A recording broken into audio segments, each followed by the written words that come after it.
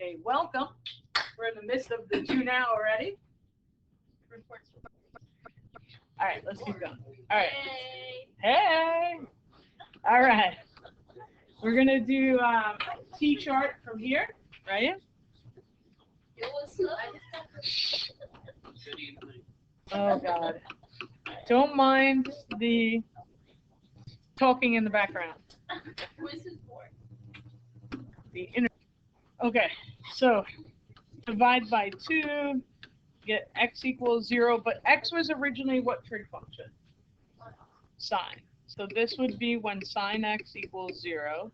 Over on the other side, it's going to be when cosine, wait, I could replace the y. Well, let me just write it. And then this is when cosine x is equal to -1.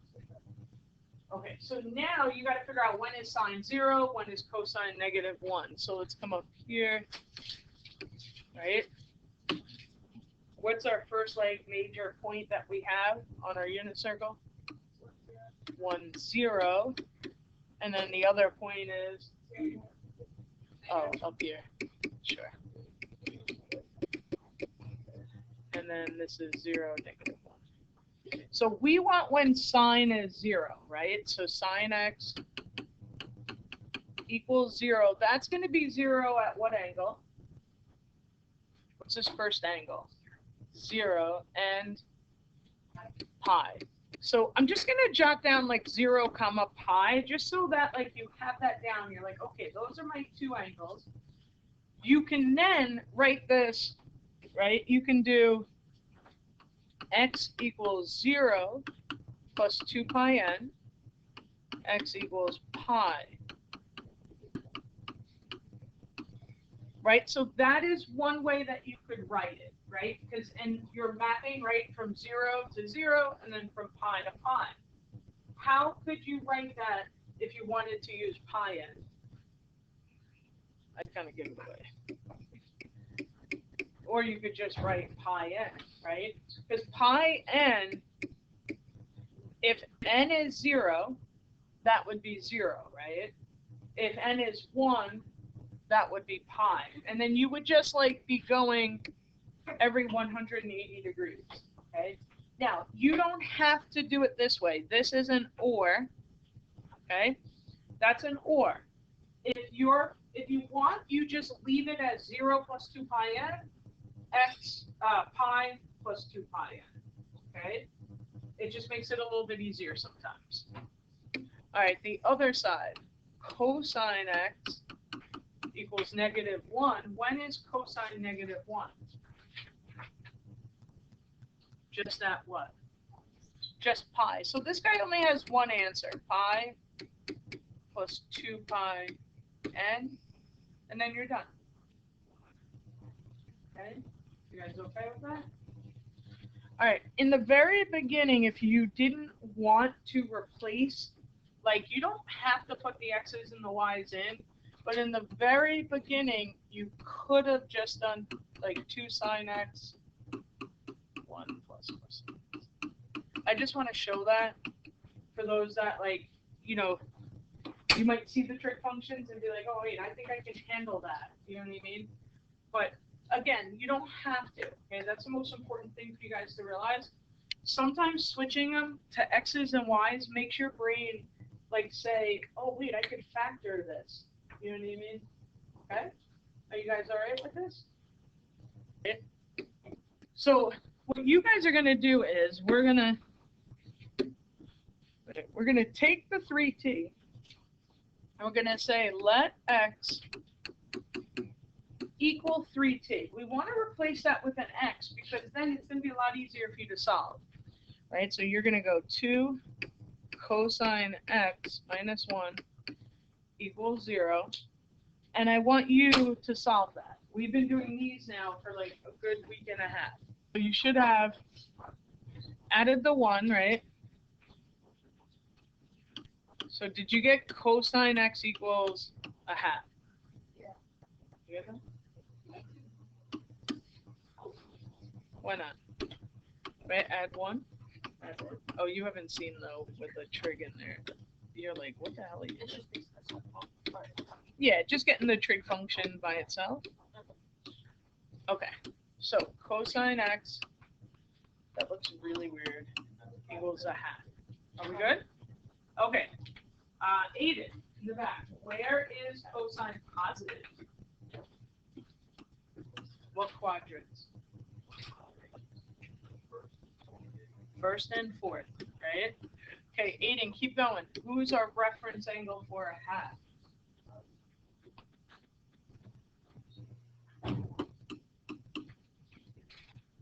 Okay, pi over 3? Okay, 5 pi over 3. Okay, so now you're going to set these up the same way that you guys have been doing, right? So, but instead of putting them underneath each other, I'm going to put them left to right. Okay, so I'm going to go x equals pi over 3 plus 2 pi n, right? And that's what you guys have been doing. There's nothing terrible about that, right? Comma, x equals 5 pi. Okay, now, what did we let x equal, though, from the beginning? 3t. So all you're going to do now is you're going to take that 3t, put it back to where you had the x, okay? So I've got 3t equals pi over 3. It's a lot of tedious writing, but you got this.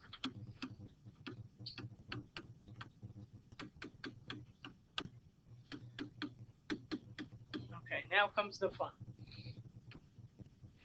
Okay, so we're almost there, right? So now we have a 3t. What do you guys think we're going to do with that 3?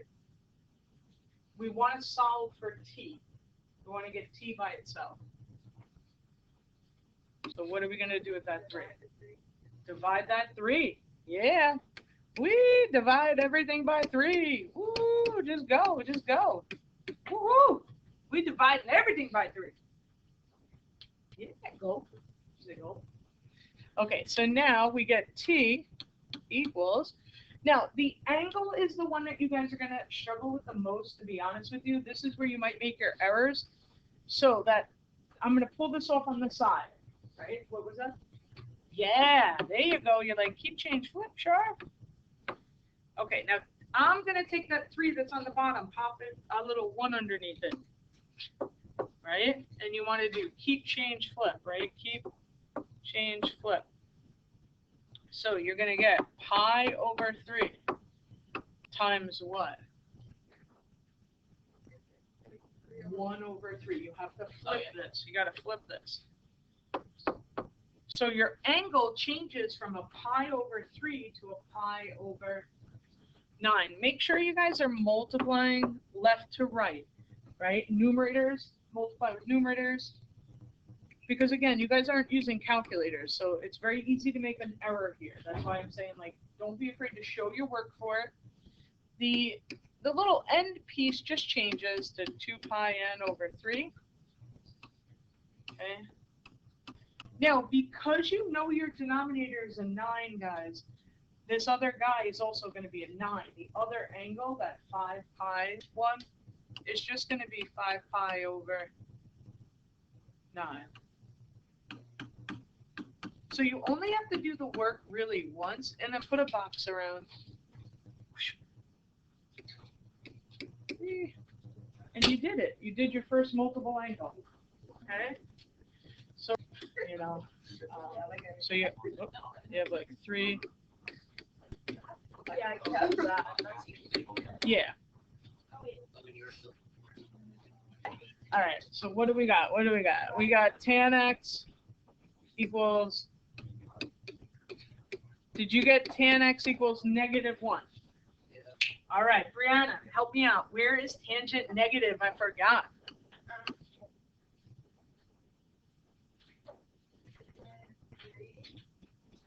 Okay, that is where it's positive, right? Like,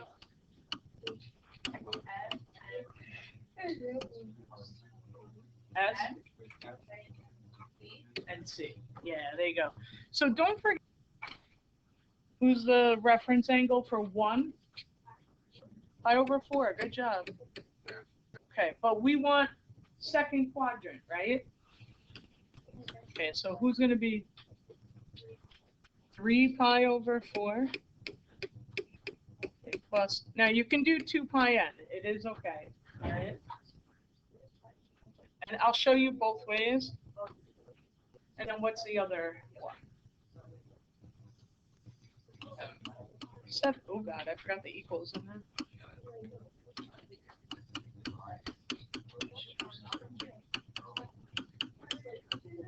Okay, now, this one you guys are going to like because when it's a division, it makes the ending a heck of a lot easier, right? So my x, if you want to save time and energy, you could just cross the x out and put this here because it does get annoying constantly rewriting. Okay, so you guys tell me, if I want to get that t by itself, what are you going to do with the 2? It's the inverse of dividing.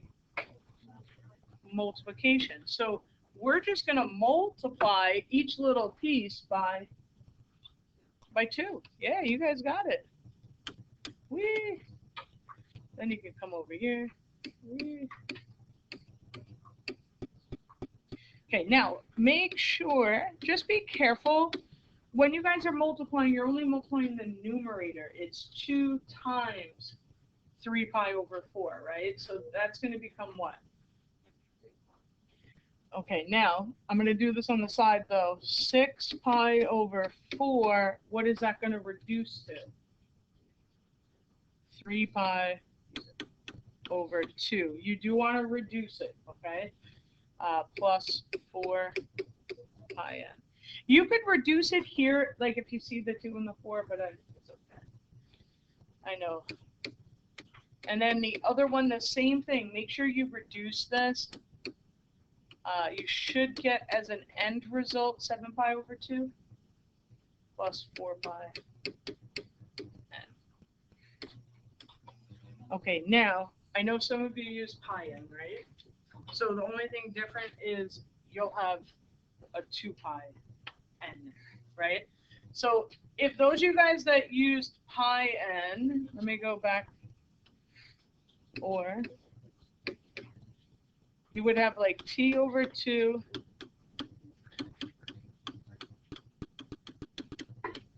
plus pi n, like that. And when you multiply everything by 2,